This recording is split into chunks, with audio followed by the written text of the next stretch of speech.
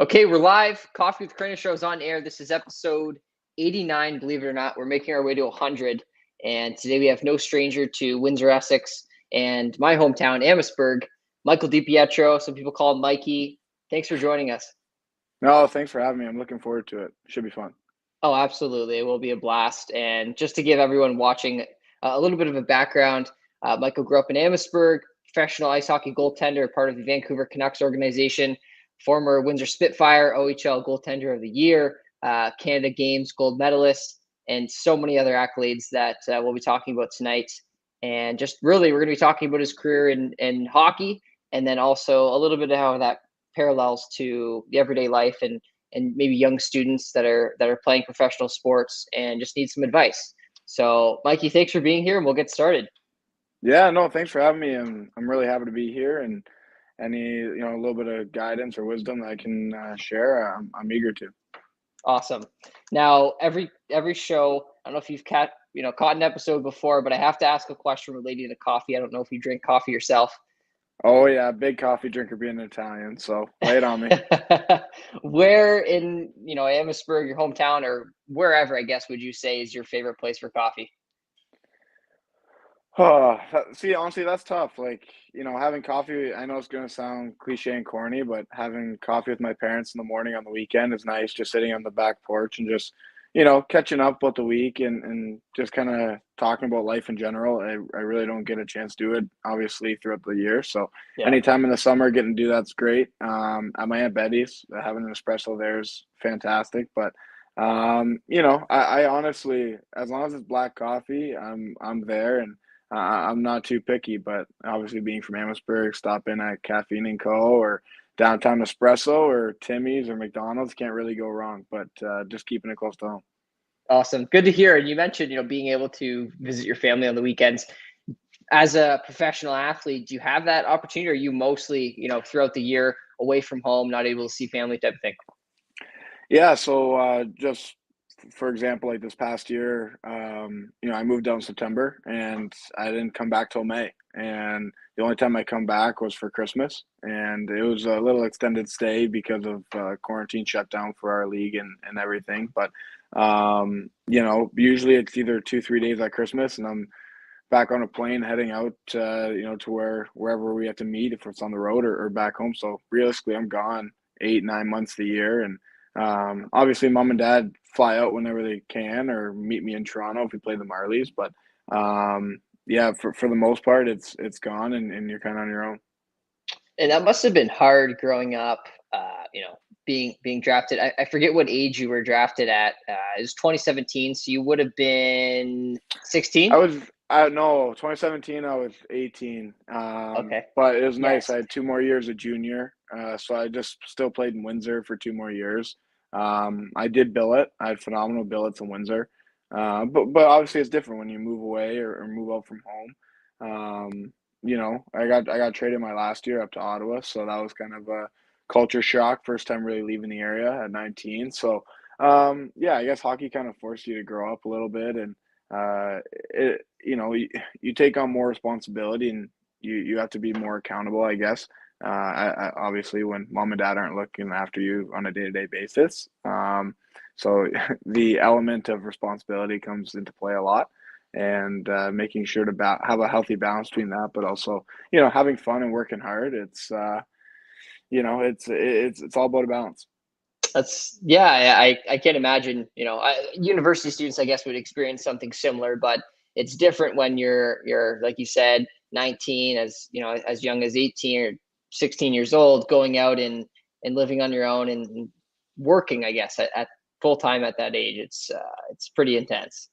Yeah, I think the hardest thing is probably balancing school, especially my last 2 years of high school and having making sure my grades were kept up, and if they weren't, I'm definitely gonna hear it from my parents. So I think like I said, that delicate balance between wanting to perform, obviously when I played in Windsor, and um but you also got to perform in the classroom because hockey doesn't last forever. And for me, I'm a realist, so I always said I wanted to do something outside of hockey when I'm done, but hopefully I can play hockey for a very, very long time.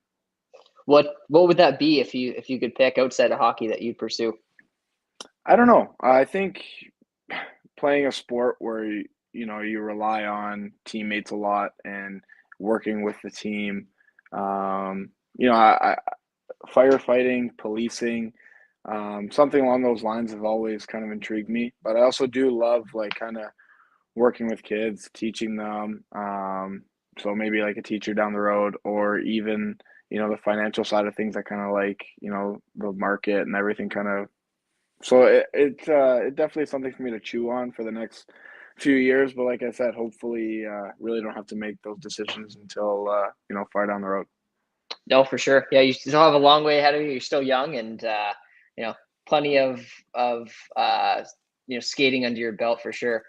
There's a few comments that came in. Some people you probably recognize. M. Beauchamp says Mikey, and then Yeah, Ingrid Salvaggio. Yay, Aunt Betty was mentioned. Leah Federico.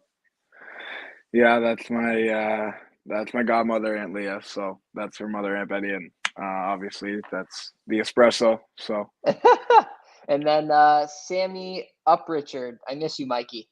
yeah, Sammy's always came to Spitz games, and he's a great kid. So he's awesome. That's cool. Good to see some local love here. But just moving on a bit, and if anyone has any questions, feel free to drop them below. But I wanted to talk a little bit about what has, I guess, driven you throughout your career, growing up, playing sports. Why is this something that you decided to pursue? Without going too deep, I think for myself, I've always been an active kid growing up, and you know, uh, it was my dad and I for a little bit after my mom passed away. So sports is kind of an outlet for me to just kind of blow off some steam. And I think when somebody loses a parent, especially at a young age, my dad made it a point where I wouldn't really use it as a crutch. And I Hmm. think and it's tough. It's tough when you lose obviously a mom or a dad when you're at that age. But he made sure that we didn't use any excuses, and we made a deal that as long as I kept my grades up, I could play sports. And being a single parent at the time, he would do whatever he could to put me through it. And he coached me when he could, and did everything that a good parent does, and that's do anything for their kids. So um, I think throughout the years, obviously my dad met my stepmom, and she's a mom to me, and she had an older son. His name was Mark. He's my brother, and throughout the years, I haven't really forgot everything my parents have kind of sacrificed for me throughout. Not only my just hockey career, but my life in general. And it's nice to finally you kind of get the rewards after the hard work, and sharing big moments like winning the World Cup, or even getting drafted, or playing my first NHL game, and winning a world championship last year. Like those are moments for me that yeah, obviously in the moment they're cool, and you want to celebrate with your teammates and have a good time, don't get me wrong. But that's what makes coming home so special, because I get to share it with my family. I get to share it with my cousins, my aunts, uncles, extended family, everybody kind of pulling for you, because I'm not a 6'5" guy. I'm just, a 6 foot goaltender who, in the hockey world, that's kind of average height, if not deemed small. So for me, I actually had time reflecting before coming on here, and I've been pretty blessed in my hockey career, whether it be minor hockey to junior to world juniors to even professional hockey. Being able to play the sport as a professional, and coming from a small town like we have here, and I think all those factors motivate me. But when it comes down to it, it's like my parents do. Like, I love the game, don't get me wrong, but uh, everything they've done for me, and my brother, who's an architect out in Nashville, like that doesn't go unnoticed. And it makes me want to be a better person when you boil it down. And as I get older into my 20s here, it's when life kind of gets real, yeah, you really do appreciate these things. No, it's good to hear that you have your parents that you're looking up to, and that were this massive support system throughout your career. And this kind of goes into my next question. Obviously, they're huge mentors in your life. Are there other people that have guided you along this career path? Well, I think, people say it takes a village to raise, a kid. And I think, you know, you can go down the line of my family from, my grandmother who I would get dropped off with, or drive me to school when my mom passed away. She'd come over in the morning, drive me to school, and I'd go there after school and get dropped off, and I'm blessed that she's still alive today and, at 90, 92 years old or we talk about Aunt Betty, everything that she's done for me in my life, acting like a grandmother, for me, my godmother, my godfather, mom, dad, aunts, uncles, as you go down the line, Yeah. you know, it's it does take a lot. And another individual that means the world to me is Adolfo DeMello. He's one that he's one of my dad's best friends, and he's a guy who loves hockey. We always talk hockey, but he's also a realist too. He keeps me accountable. When I screw up or that goal's on me, like he doesn't give me any fluff. He goes, "Mike, you should have had that one." And when I come home, he's one of the first people I want to see because I miss him when I'm away.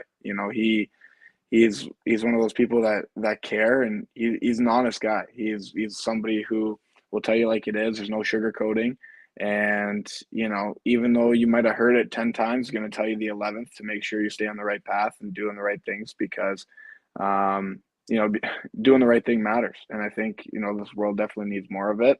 And I'm lucky to be close to his sons, Mitch and Con, and like I said, they're like little brothers to me. So I think outside of family and obviously immediate godparents and everybody like that, he is definitely one that sticks out as well. That has always been in my corner, fighting for me, supporting me, and yeah, I'm always thinking of him. It's good to hear, especially familiar names as well.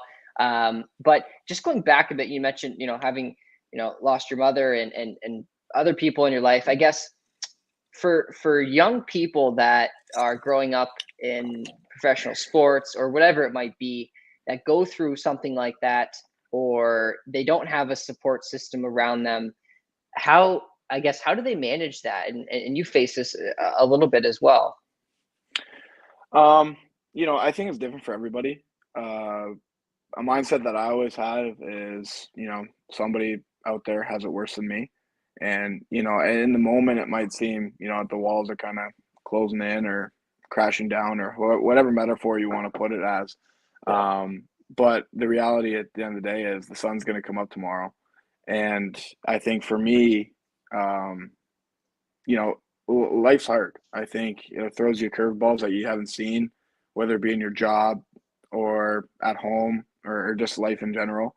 And I think being able to handle that stress in a healthy way and finding that outlet. And for me, that outlet is sports and more specifically hockey. Like when I when I have a bad day or even a bad day at the rink, you know, just knowing that the next day we have practice and just going out there and even if it's by myself, being in my crease, in my zone, and just finding that happy place and just kind of blocking everything else out.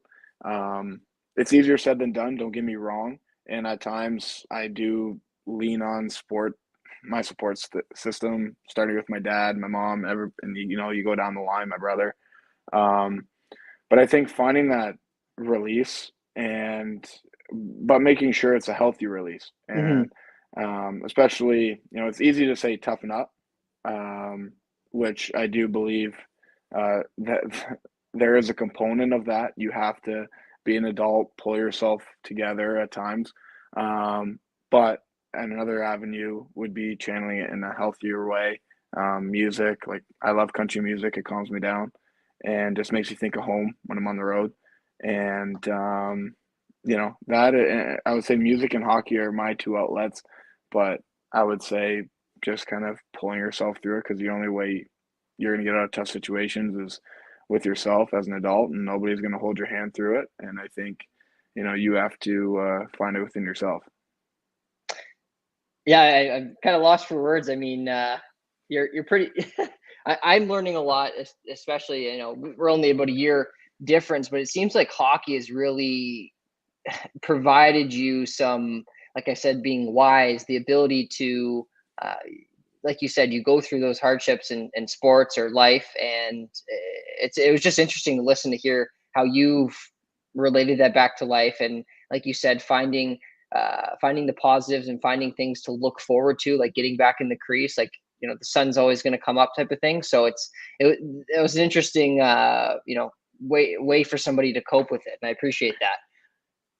Yeah, no, Um, I appreciate that. Like, just a rebuttal, I won't take too much time, but for me, like, trust me, it's definitely not that easy for me. I definitely struggle, and you know, I think during COVID, I think everybody struggled, and this season gave me a lot of curveballs I never handled before in my life. But personally, I think it made me a better person, stronger person, and like I said, I'm looking forward to this upcoming season and just doing what I do and doing what I love to do. So.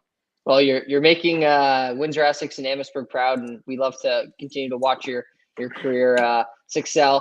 And I just want to go into some comments that came in, some questions. We'll do a little bit of rapid fire, and then we'll jump back into the few remaining questions I have. Sammy Uprichard, when are you coming back to Windsor? I'm in Windsor everyday training, Sammy. You're just dodging me. And Beauchamp, what is your favorite part of being a goalie? I guess it's almost like a double-edged sword. I love being the last line of defense, and I love being, could be the X factor in the game. But you can also be the X factor in the game that kind of sways it in the wrong direction. So I guess it's, good one is good, but that one is bad. But the pressure and everything that comes along with it, I like. Awesome. And I don't know if you remember Betty Brush. She was your teacher, I think, in grade school. Mrs. Brush. She actually never taught me, but she was the other grade 1 class. I had Miss DeLuca, but I could smell her fresh chocolate chip cookies from the other room. So I'm still waiting on a batch, Miss Brush. And who's your favorite teammate to play with? See, honestly, I can't even answer that question because, I've had the privilege of playing with obviously phenomenal hockey players, way better than myself. And being able to be in their company is truly something I'll never forget, and one day hopefully can do it on a day-to-day basis. But then you talk about junior and you talk about the guys that you're close with, and even though we may not talk every day, but when we see each other, it's like we haven't missed a beat. So I can't really say one specific person, but I guess if I were to, I got like Cole Purbu. Yeah, I played with him I think 2.5 years in Windsor before I got traded. We won a Memorial Cup together. He is honestly the nicest, most humble human being you'll ever meet in your life, and he is one of the most intelligent people you'll ever meet in your life. So he's a phenomenal friend. He'll do whatever he can for you, and I love playing with him. Most importantly, I love pissing him off in practice, and I definitely miss those days. No, that's nothing nothing better than some friendly rivalry for sure. And I think I read online that did you receive a call from Roberto Luongo like early on in your career? Yeah, so I got a text from him when we lost World Juniors, which was sticker shock to me. I was blown away. Yeah. I got a text from Roberto Luongo, and I honestly didn't even know what to say to that text. I was just like, oh, I think I looked at it for like 10 minutes before I sent anything back. And funny story, last year he was part of the World Championship team that I had the honor of going over and being a part of, and he was actually part of the management team, like I said, and we won a World Championship together. So it all Wow. kind of came full circle, and Oh yeah. he's a phenomenal human being and super nice guy. And it's funny, like hockey world's small and everything like that, so it's really cool when you get to meet people like that. Oh, definitely. That's so cool. Another quick question. Bill Triolet, I probably pronounced your last name wrong. Sorry about that. Does Mikey have a healthy friendship and competitive camaraderie with the other goalies in Abbotsford?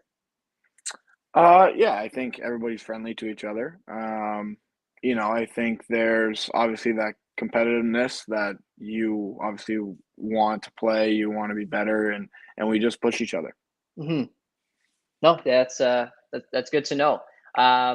Who do you look up to in professional sports? That is so tough, honestly. That is a tough question because, well, full disclosure, I don't really watch hockey during the year. Okay. Might be weird. I don't watch it. If we get knocked out, I kind of like having a chance to kind of debrief and Yeah. kind of give yourself a mental break from it. So I honestly love watching like football. I love golf. Hmm. Love baseball. But for me to like to zero in on one athlete, I think I need more time. Like I don't want to Yeah. say I don't want to just say an answer to give an answer. I can probably say it probably wouldn't be hockey. It would probably be somebody else. I think when you think of excellence, I think you think of obviously Tom Brady and the way his career kind of went, and kind of everybody cast him aside and forgot about him, and he basically proved everybody wrong. So I Yeah. have a lot of respect for an athlete that does that, and for me, I just want to be the hardest working athlete that I can. So yeah, I can't really give a straight answer. I'm sorry, but I hope that gave a little more perspective. No, for sure. And final question, I'll let you off the hook, Michael. I know you're extremely busy and lots of training throughout the week. What is the most important character trait of a successful athlete? Uh, I would say his mindset. Um, Obviously, maybe you asked me that question, you know, 2, 3 years ago, and I would say work ethic. Hmm. Um, for me, I always pride myself on being a hardworking individual. Uh, Outwork anybody in the gym on the ice. I will do whatever it takes to, um, I guess, be there or get there. And I think if pro sports or pro hockey has taught me anything so far, is you have to be good within your ears, between the ears, and you have to have a good mindset, have a good ground, and for me, that's a work in progress. I think anybody's mental health, I think, is a work in progress. Positively, like I said, there's lulls, there's slumps, and being able to pull yourself up yourself is something Yeah. that I'm going to continue to work on, and um, I know that's an area where I can definitely be better at. And so, I guess for me, most sport character trait for a successful athlete has to be a good mindset, and um, you can do all of the physical things. You can be a physical specimen, but if you're not intelligent or if you don't carry yourself a certain way in a positive way, that's going to hurt you. But on a side note, the best character trait you could be have character trait to possess is probably just to be humble, be a good person. That's the best way I can say it. And you know, you're we're all just the same people. Like nobody, like I just get hit by things. That's all I do. Hmm. Boil it down, I get hit by pucks. That's if I do it well, you are playing hockey games. If you don't, well, I'm sitting on the bench. Yeah. And that's all I do. So I just try to be a good person, influence people in a positive way, and that's all I want to do. No, it's something I can relate to, like growing up in a hockey family as well. Like it's something my dad's always told me, like just because you're the greatest athlete or the greatest employee, uh, talent wise, if you're not an all around, well rounded person, uh, it's something that could make or break you, right? Like especially with scouts and professional sports, is they want to hire somebody that's well rounded, right? You could skate, shoot well, but if off the ice you're getting in fights at bars or whatever it is, that could break your career. Yeah, and I think just when you boil it down even more, just on a human level, you just want to be a good human. Like you can't play sports forever. So Yeah. at the same, especially at a high level, I guess there's always the beer league, the BHL. We all find each other in it somehow. Sometimes somebody gets quicker than the other to that league, but we all end up there someday. So I think just being a good person all around is probably the character trait you can possess. Awesome. Well, Mikey, thanks for jumping on. We had a lot of local love that came in, a lot of great comments tonight, and it was just cool to talk more, behind the pads interview with you and talk about your career and some of your mentors growing up and all the different life lessons that you learned. So I appreciate your time and talking to the folks down in your hometown. Yeah, no, thanks, Landon. I appreciate it. Awesome. Everyone watching, you can check out the interview on coffeewithcrainer.com if you missed it, and we'll see you next time.